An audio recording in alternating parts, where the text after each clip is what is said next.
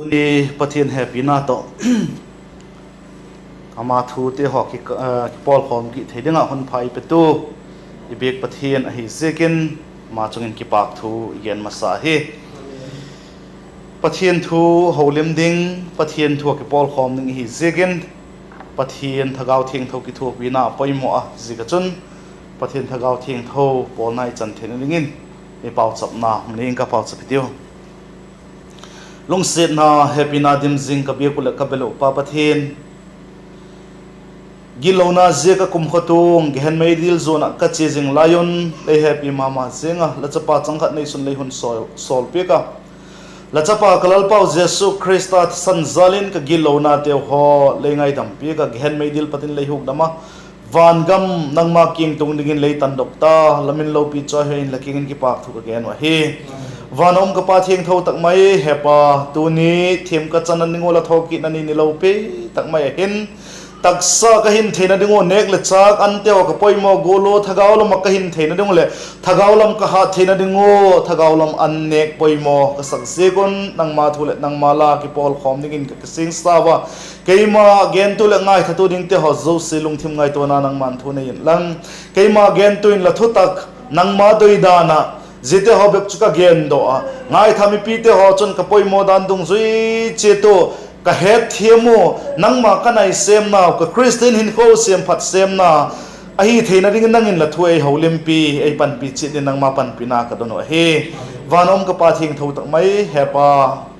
pathagawin nangman again tu le ngai thu te ho so se kamawi poyen ei ki thopi in tin nangma ki thopi na nang mama puina do yum tak mai kalal pa do tak mai jesu minin laking ka hongdon o hi amen rom te bung get na chang som lelina tuni bible chang tel dingon kong tela rom te bung get na chang som le palina simingka pathian thagau puya ta te chu pathian cha te a hingalon Bible chang sim thang naw che thiam thein pan chan chedon malai som pek ta han la I thu pi dingo ka hong tel a hi le thagau in apui Khristian hit kho ti hi kidin tin amasa khan le again o tunin le again kiditin thagau in apui Khristian hin kho gen dingin kisai he pin thak dik tak te ho hin thagau lam hin kho dam the tak mai healthy Christian life satena ti waje chu ina yu apoi mo ma jinga hi taksa idam sungo chu taksa dam thei na apoi mo gola chon pian thak dik tak te ho chon thagau lam dam thei na kha ina yu poi mo ma jinga hi Christian min pu mai te ho chon Christian hin kho dik tak amang thei lo hi turin supite nang Khristian hin kho mat dan kha vak ente thagau pui Khristian ahina em ahi lo hi chun Khristian min pu mai la hi kha ding kha lau om ma jing ahi la Khristian hin kho mat dan kha adik na em Khristian min pu mai la hi chun Khristian hin kho tik tak so mang thei lo ding la hi nang le nang jing le la ke ta le Khristian hin kho kamang dik thei po hi la me kei pi hi ki ti la hi le chu ki ngai to kham ting ahi mi te hung mu danin bang tiang a hidim jechu ngai to kham ating ma jing a hi pian thak dik tak te hoge chun la Christian hin kho mai Christian hin kho amai in amang theilo a theilo wa hi ti I het min loading a hi thagaw pian thak na dik tak nei te king a chun jesun keima zingun keima le nang mawin zinging ka ati johan bung som le nga na chang thoma ki bat changa tiang khai smahil elagen pik a hi ega chun tunin la Christian hin khoma dan chu thagau ina pui Christian hin khoina em jesun keima zingun keima le nang mawin zinging ka ati chu nang jesu Christa chun la zing na em a hi lo le nang Christian hin khola mat na chun jesu Christa hungum pi zinga hi ti la hena em ti kha ikingai to dingin to yuma ma zinga hi azek chu hunnununga hi ta rapture nai ta hi zegen zia chu ki ngai to ta ko ma imat lo he chun kisik ding I hi I Christian ni komat da hi kisik khating hi wa he pathian mi te ki pol khom na a pan sek chu jesu Christa na a hi pathian mi te ki pol khom na iti tak le begin va kai khom bep kha hiloven pathian mi te thu gen thak na ngai tha panga je pathian thu ki gen te ho hin kho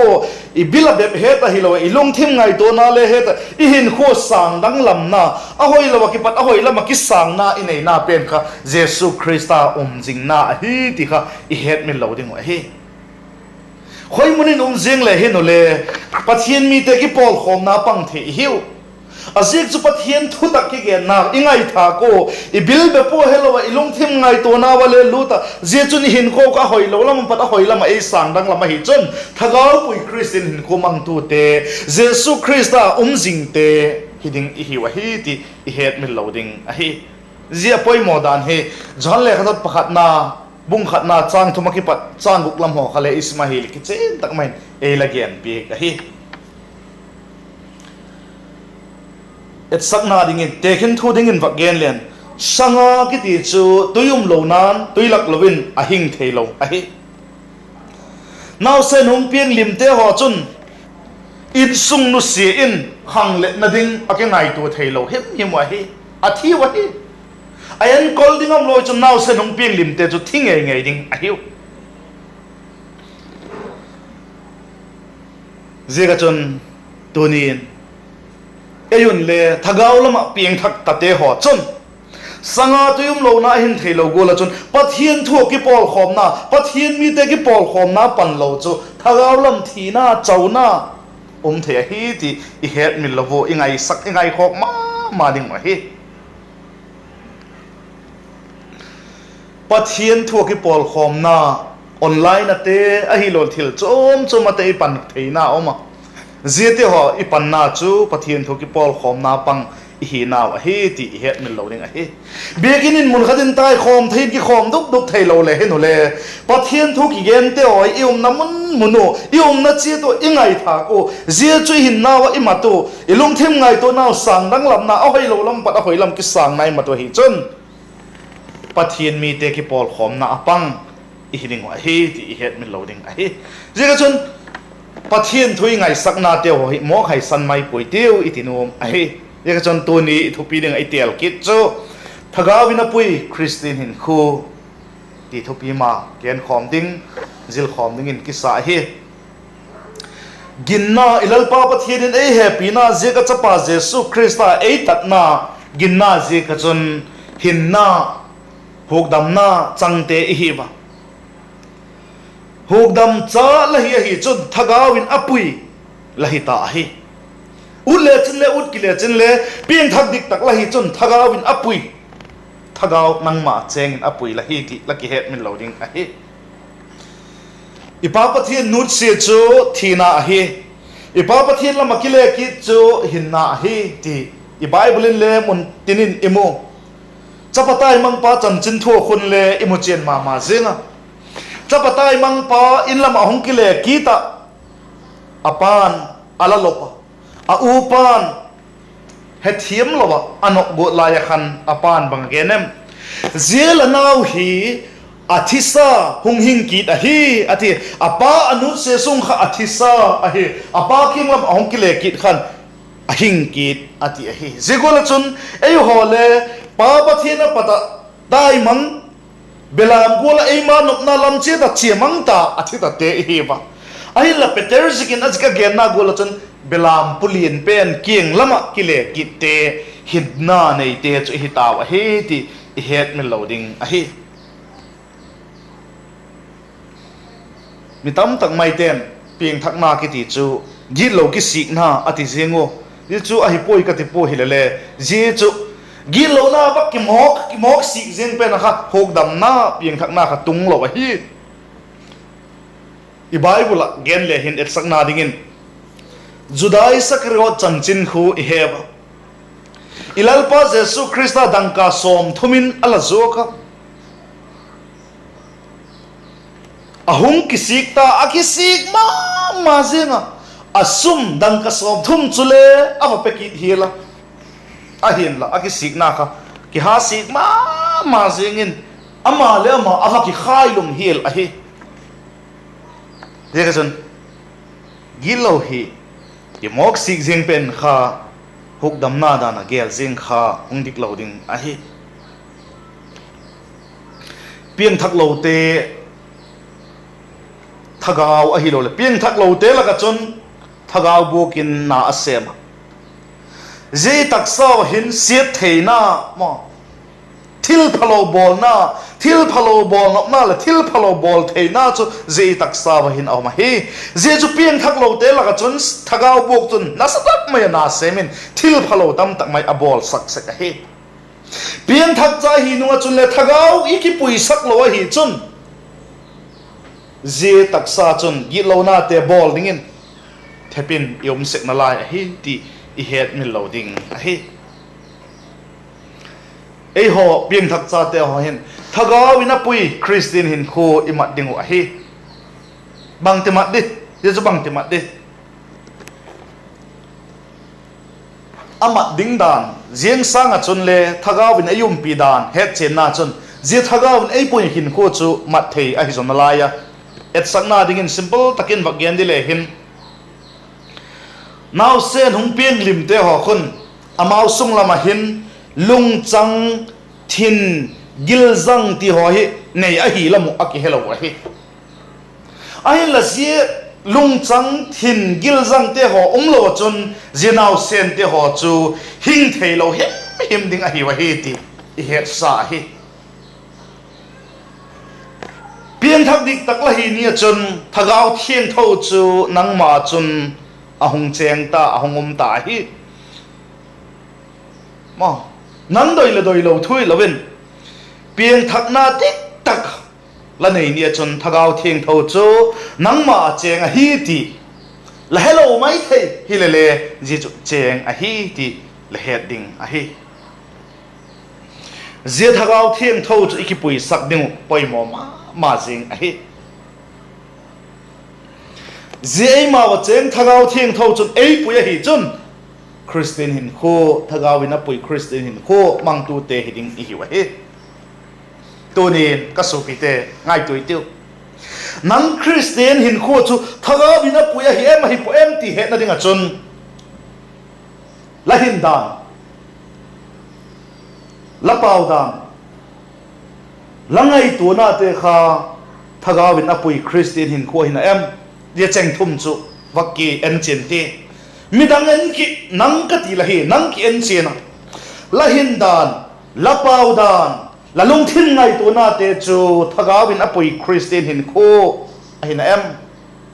so pi te midang pui pi pui tiu ama kha chu ku ti ven ama chu la ti umina midang pui pi nang ka ti la hi nang la hin dan la pau dan la toi dan la ngai tu na te chu Thagau in apui Khristian hin khu hin em ti ei ma che di ki ngai tu ding a he je Thagau in ei pui a hi lam chui ki he che na je Thagau thieng tho chu nei i ki he che na hi chun pathian chai hi na ei ki he chen saka nuam a hi je Thagau thieng thon apui hin khu mang dik te chun pathian cha hi na ke che nu alungu among a hi rom te bung giat na chang som le guk na chun hiti na kizika Thagau nge chun ei mau Thagau to ki zomin pathian cha te hitau hi ti ei het sak hi pathian cha te hi ki het chen na khela nuam zo lung zo ki pa kom zo khovel hin a thei lo hem ding a hi ziga chun Thagau in apui hin khu Khristian hin khu chu labang na em kamang na em ti kiet chen ngai he azet chu je Thagau thieng tho chun van gam che ding i hiu ti tep te na ei pe kit na lai he ala al ki pa kum dan chumo je Thagau thieng tho chun ei ho he van gam che thei ding in tep te na sil ei ki nam a hi ti i bible in ei gen pi ka hi rom te ka ti efesa bung khat na akon akizika efesa bung khat na chang som le thum ho khu isima hi le akizika ama chun nangule thu tak thu lahu khin nau chan chin pha chu le he tu lagin nungun ama Thagau thieng tho tiam sa chun tep te la hi tau hi athi chu thu tak Jesu Khristian igilo na engai dam apung mangdan gilo man cheng cheng apiak dan I he chena jehu hinna chan chin pha gen mai dil pata huk dam na chang ka hitai ti chan chin pha I he to igin nungo chun thagau thieng tho tiam sa je thagau thieng tho chun a tiam sa chu bang hem van ka mai tu ding gon mun a che talo van ka mai tu ding je chu thagau thieng tho tiam je thagau thieng tho chu tep te la hiu I hiu ei ti je ka chun tu jing ka hona hin to ni hona hin ngai to thakiti je thagau ina pui Khristian Hinkhua chui ki heta pathian cha hi na I ki heta je thagau chun van gam chi thei ga tep te na ei pi ga hi ki het chin hi chun I Khristian Hinkhua chu no min tin thil phalo te ho chu nu si so tin thil pha te ho bol thei ding I hi ti I het min loading I chan thil bol te ho I pau dan te ho ingai to na te ho zo si chule je chun sang dang lam thei ding a hi sang dang lam zo ding a hi ti I het min loading a hi thagau thieng tho chun ei kep bit dan shil nam I hi a I det dan chu bang tin a kizik so na mi ti le sak na dingin hadung gen ma sang ka mi tamatam jing laga chun nu te naw pang bazar apuyo chun bazar mi tamatam jing na ka nu ten naw pang achate ho apuyo hi chun ei tu de da o ati pova ma gen ei tu de o ati lovin amao chun je naw pang te atu de zo wa hi naw pang ki tuk sa ko hi le naw pang ina tha su ka anu te to ki man su mi tampi het a hi je bab chu lo mi hing te chu mo mi hing te hin hak sat dan chu nu te pa te le acha te o tu jing ko ma bazar chi jinga ki het lai o mi cha te bang tu kha kai kai jing le mi the na lai chu te chu mi hing te hin dan mi hing te dan na lai chu hi le le yu chu pathian thu dang lam ngai lo zo the ngai lo chun bang ei gen pi kem pathian thu in pian thak na in yo pathian thu in thagau thieng tho pi ki hi naw gen in auma pathian thu in thagau thieng tho tep te hi dan gen in auma pathian thu in ama khuta pat mang thai ta lo dinga kep bit hi da no ki zik da lai hi pathian thu mang thai thelo chun ji gol chun ei gen hi jan bung som na chang som ni le get som ni le ko isma hi le I het mama sa hi le vaksim ki ding katin abit ibit dan alung mun dan I het na dingin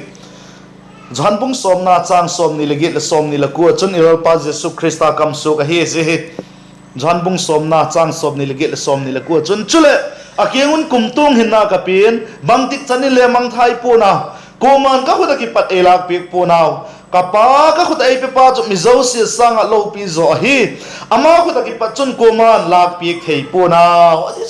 I bit na lom je go lo mang thai ta lo ding pathian thu zo thei ngai lovin I bit now again nunga nang la Khristian Hinkhua chu thagau thieng tho pui Khristian Hinkhua hina je chu hi diek lo nang ma u dan na nang ma la sunga cheng thagau thieng tho chu lapui gut nak lai hi chun so bi te adik lo hidinga hi aboi hidinga hi ti het min lo dinga hi igam Khristian din mon kai na ei lak le ki khamai thei ngai tu te mu mi khen khat te ho chun pathian chu biekina biakin be pa dingin aging cha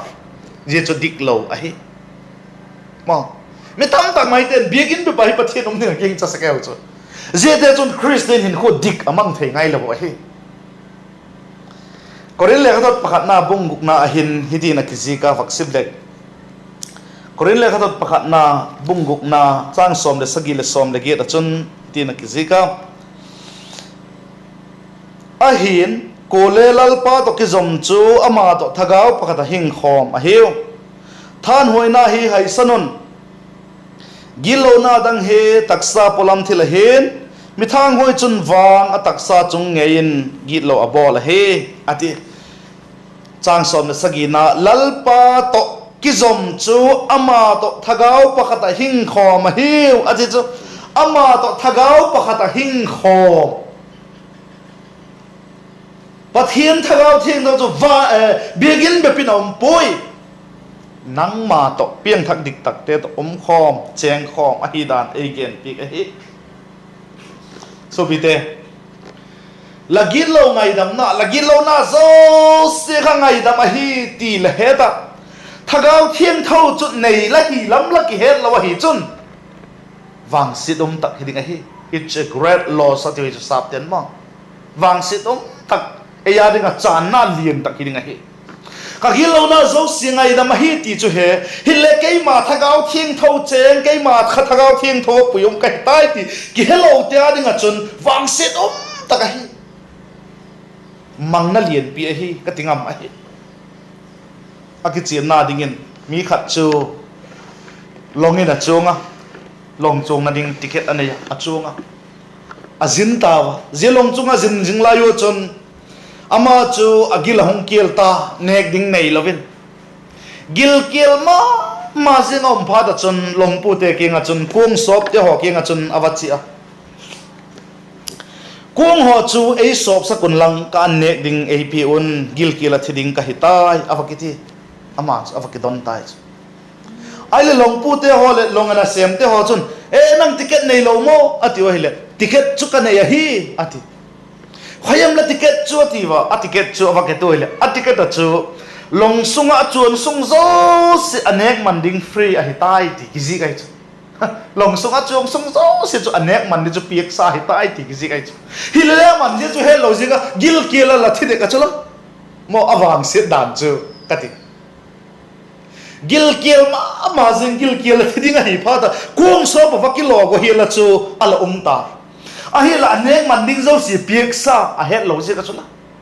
jigol lo chun thagau thiang thau ei ma wa cheng kha ei ma ei pui hi lam ki hello wa Khristian ka hi ti pian thak ka hi ki dinga la khai ma hi chun mi wang se hiding hi rombung yet na chang som le nga le som le gu ka chun hi ti na ki zika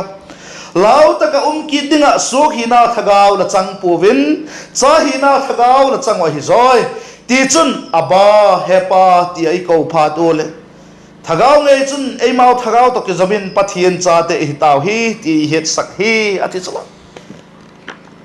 lau taka ki dinga su hi na thagau chang la hi puvin ei ti mai hi hang sam taka je thagau thieng thau chu nei ta amang thai ta lo dinga pathian khut sunga ta je thagau thieng thau chun van gam tun theina dinga sil ei ki nam heta i he da hi chun lung mo na je thagau ngei chun ama thagau to ki zomin pathian cha te hi na e he chin saka ti chun thagau ina poi Khristian hin khu chu mang thei ding hi je chu i het me lo ke ding doyum ka sa hi mi khen khat te ta ge chun la bangai dan nei em thagau thieng thau chu mi kiang a kha mo mi a kha ding in thagau thieng thau kha ging cha ama thagau thieng thau ding a ging cha theilo pol le mi ki dai cha nang le la khuti kha deu kalau a hi o ama kha chu thagau wina pui hi ven ti o ama kha chu thagau thieng thau nei hi na kei wang ki ti ki tamai chu je chu pathian thu gen ki kala hi pathian thu to ki tuk talo hi so pite mi kiang be bakhan thagau thieng thau am po pian thak dik tak lai chun nang ma khale thagau thieng thau ma hi ti la het mil loading ka het mil loading a poi mo ma jing a hi pian thak dik tak hi chun thagau thieng thau chu ei ma wa hin am hi tu ni ngai to tiemo telephone mang cha in khovel pong pi hi ku hi jing le khoi tak om le a phone number hol ne hi chun la phone la ho lim pi the chu jigol chu khovel thim na telephone hon le jigol chu bol the hi le thagau thim tho kho he na le na sep theina chu limit itidia ma hi lo le bol thei lo het lo nei ding laging chawem ji chu yum kha ding la ma sing a hi ama ei ma cheng ta het lo nei po bol thei lo nei po khovel pumpi het lo nei po a hin la je thagau theng tho ei ma cheng pen chu ama sanga happy zok ama sanga ngai khok zok inei takai le je thagau theng tho cho ki pak lo hi so bi te nungak tang volten la dong manuem la dong ma pa hem sanga midang langai zok a hi le la dong manuem la dong ma pa hem athase sek chula nupiu pate lazi sanga midang la lung siat zok la posal sanga midang la lung siat zok la ngai zok a hi le la posal tha sentin lazi tha seding a hi ai kazin kei sanga zim pa kho angai zo anom sam ka ki pak dan timium thailo timi mai ka posalin kei sanga ziminu kho zenunga khoilo le zim minu kho angai zo alung se zo anok sam ki pakom sam ti thailo so bite zegol de bachon thagau thieng tho eima cheng sanga ngai khok zo happy zo lunglut zo in ya hi chon eima cheng thagau thieng tho chu ki pak lo ding a he i bible in thagau thieng tho sumit ki un ai lo thagau thieng tho sudok ki un ei ti a hi ti i het mil lo ding a hi efesate bungli chang som thum nan alagena efesate bungli chang som thoma chun itin alak kizika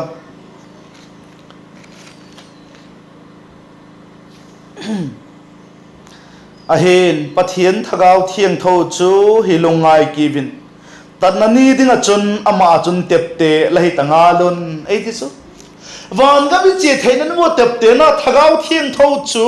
ege pak sak ding wa hi ege pak pi ding wa hi khovel sanga mun nom zo khovel sanga thupi zo van ga mai tu ding chu ingai sang ding wa hi ege pak pi ding wa hi achu ti lo hi chun thagau thieng tho chu hi lungai ki on so pite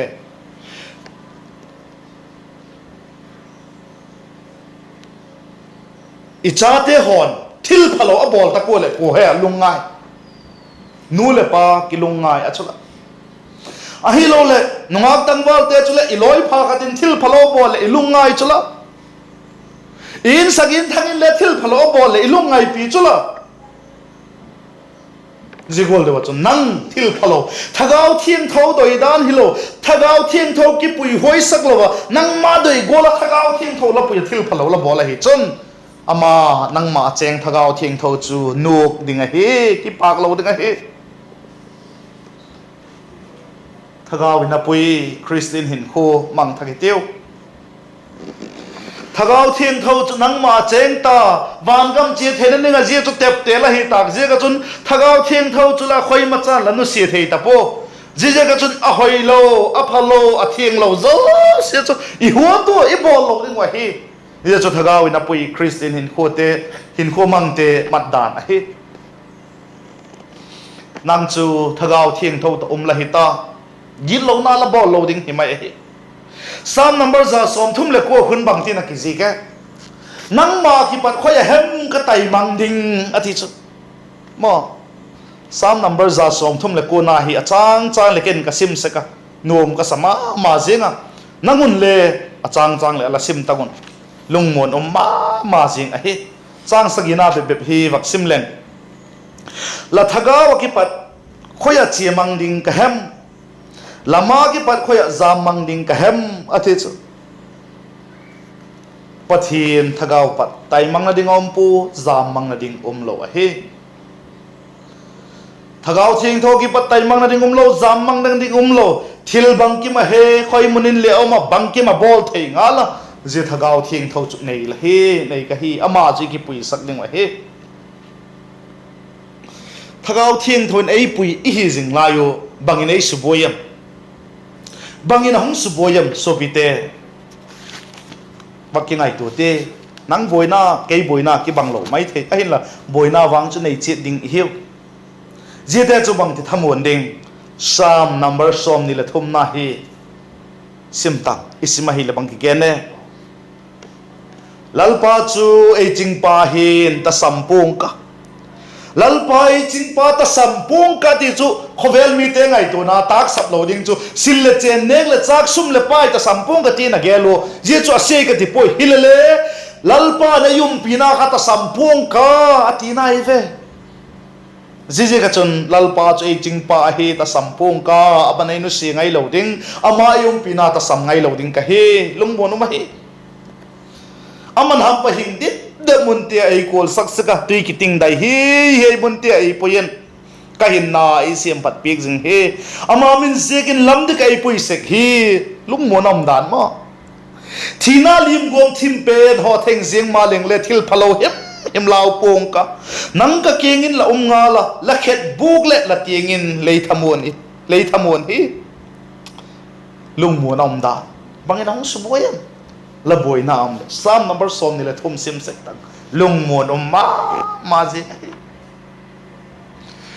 hovel pung pin ei nunga sanin mo ei chan sakin ei kok jing ta lew le mo pathian thagau thing thawa lao poitu pathianin ayum pi hi ti het min loading a hi thagau ina pui Khristian Hinkhua mat na dinga e ton tang ma jing Paul chan chin top na ding in bagen le Paul chu matin awuma zepin awuma suang kulin khumin awuma zia chun banga bolem akapem lalpa bangati ke yihum jing ke hem tina kapem kap lo hi mga bolem pathian pakin la sa hi mo matin awuma zepin awuma suang kulin khumin awuma pathian pakin la sa hi zia chu thagau thing thuina pui Khristian Hinkhua mang ahina kichat na hi thagau ina pui Khristian Hinkhua chu zia chu hi ti het min loading a hi so bite tonin taksa dam theina ding apoi mo golin thagau lam dam theina ding apoi mo hi zia ding achun iki pol khom na te ho pathian thui ngai thak na te ho hi i ngai sak lo ti chu in neglect mai ding hi lo hi thagau ina pui Khristian Hinkhua mat angai jing a hi ti hi i het min loading a hi thagau ina pui Khristian Hinkhua mat ngai a hi jing lai chon bang ti mat ding la chan la kam pau la thogen la ngai tu na te chu thagau ina pui Khristian Hinkhua a hin em la ngai tu na te ho chu thagau lum pathian thu in a control a thunun ngai tu na a hin em ti kha ken tu ken chen taketin tunin van gam la che theina nga tep te na thagau thing tho nang ma cheng chu la kan pawa hem la thil bol hem la ngai tu na hem achun lungai tale bang tin ni top ni chule la dim zerap chai ni khu diga chun nang ma cheng thagau thing tho van gam la che theina nga tep te la hi na chu lungai hi khatale bang tin a dim ngai tu hi tin zite ho chu ium lo na dingin a thu tom chai gen thak te ho chu thagau ina pui Khristian Hinkhua dik tangi mat thena digun pan chan ning che tun e mau poi modan dong jui chetin malai som pek tan la ko chu ma loi pate hom thei ting Hinkhua mun lang pathin choi hin la khat sa kho mi tinu sak zo phat tak le pan pau chap nai nei pikin tin je chu tu jing kala pathin thoi ki pol khom naw an nong pen ong hidinga hi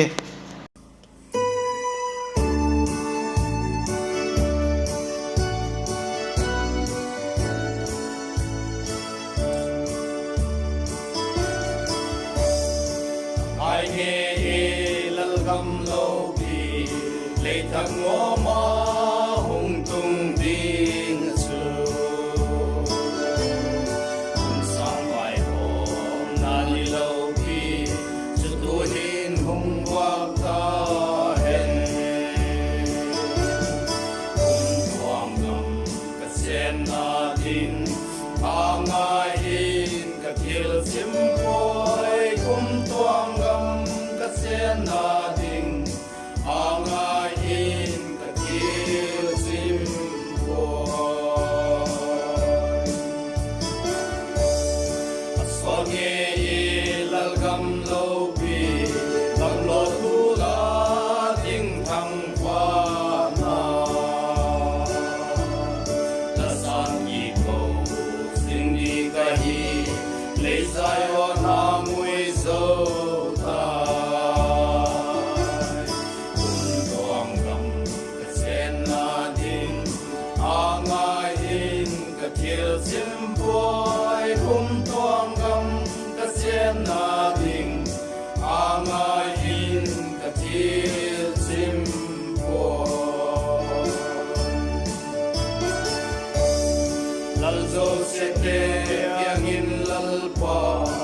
lung ngai na ka gen the khoi mi lo se e yang in lal pa nang ka ngai ka gen the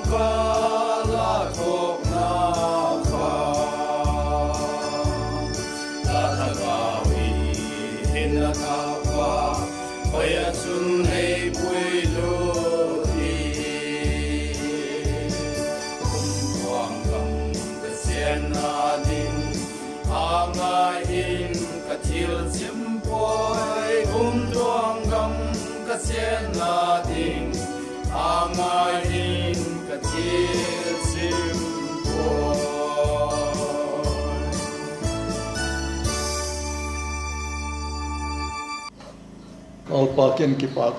tamatiu Lopi na lazangai na dim kabegul kabel kapal kapatin lalung set na lalahepi na sang ladang to zeren tuni na pocket ni Lopi tak kaimau Khristian fellowship ten kaleng tangal pala beg bu hung zon thelo male on le lo paseng sang la beg bu hung kai khawm lapak la hon san la san chin phate hon gen khawm Thagau pui Hinkhua kamat di dan tere Thagau pui kaum jing di tu te hun gen in lalpa ka program te hun sai te ile koi ta sekin kipagin masala ken kipak thu kon he amen tu ni hon lalpa la chan chin pha ka hun ngai thang le pa sar pa ko hun po la chan chin pha Thagau pui ding Khristian Hinkhua ti ko ngai thak te he lung se tagin lalpa ke ma ngai thatu te lung thim ngai to na tian lalpa thak tagin lalpa thu hun gen ki ding la lung set na le happy na kon tan kin on amen so te chun lalpa pa sar pa nge le lalpa na man hun din pi to zel na hong ton ke ding ni khotak le la chan chin pha le happy na thu te le ko na thu te le lalpa kum tong hin na le pek na tan te hi gen dok thei jing de le lalpa nang ma so hai jing the na ding le Thagau pui jing the na ding lalpa tak sa dam na le siang te pe to zela long thin ngai ton te lalpa nang ma thu nei ding la khunin kor sa lapan pina da pe ken ala he amen kaleng tang lalpa tu na lalpa je me na mang sa thu khon gen te in te na lalpa na mai no mai na pang ale ne angai thajo seten lalpa Thagau pui Hinkhua amat the na ding lalpa thungai thajo se te sung lalpa Thagau the ang ton tu ne mar som dingin la khunin kor sa lapan pina gan kon ton kin on he kon te hun sai the kum ta se kun ki pa thu gen pumin lapan pina ngai gi lo ko mai kalwat sa itan tu kalat pa Yesu Kristus min kon he amen